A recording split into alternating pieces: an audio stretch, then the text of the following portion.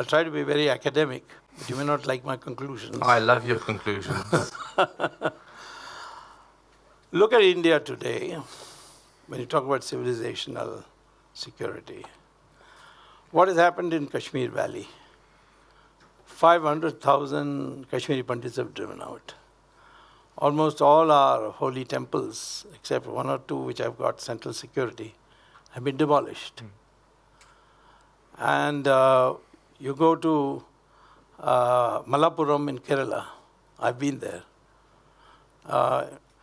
The Hindu minority there in Malappuram cannot sell its house to another Hindu. If they want to sell a house, they'll have to sell it to a Muslim, and they will find you a Muslim buyer. The municipal corporation of this district, Malappuram, won't allow a statue to be put on the first Malayali saint. His name Edutan and something like that. You see, they wouldn't allow put a statue on a private Hindu property. Saying won't allow it.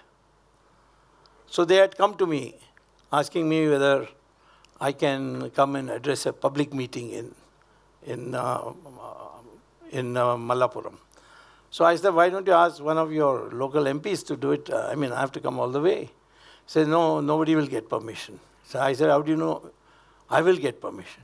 He said, that this much we know, that there has been talk about your being brought there, and the decision in an informal discussion in the corporation was that he'll go to Supreme Court and get an order, and then we'll have to anyway allow him. So let's make, do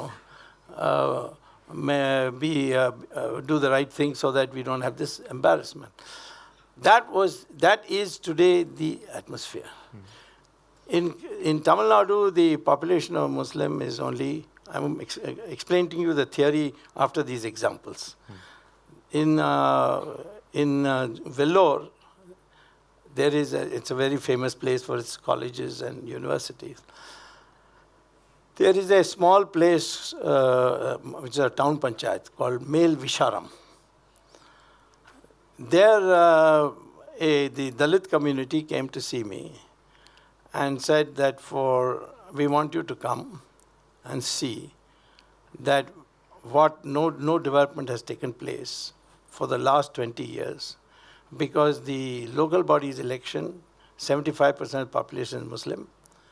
They capture it and then they say openly, and it's part of their religion, I'm not criticizing them for it, that unless you convert to Islam, we will not develop your area. I can't believe it, so I have to go and see it for myself.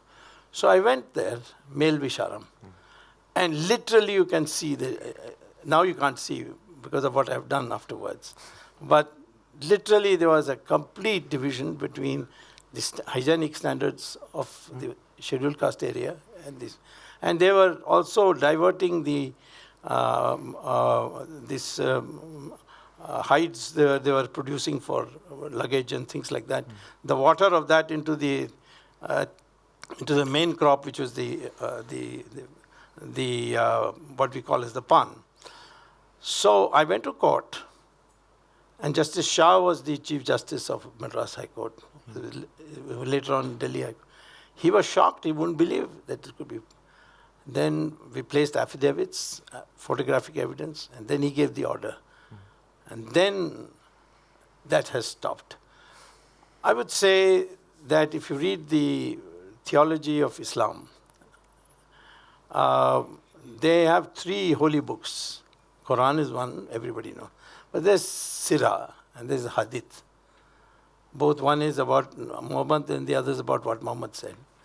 Essentially, he has divided the world into 3, where Islam is in power and majority, where Islam is a minority, but a sizable minority, and where Islamic people are a small minority.